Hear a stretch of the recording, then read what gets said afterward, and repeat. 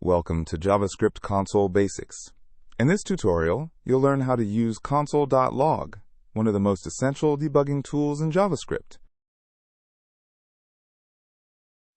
Console.log is used to print messages to the browser console. This is incredibly useful for debugging your code and understanding what's happening at each step.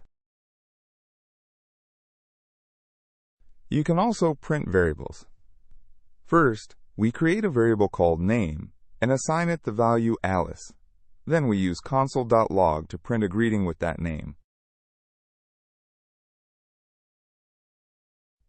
Console.log can accept multiple arguments separated by commas.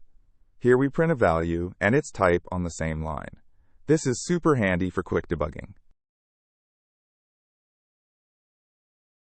That's it for this tutorial.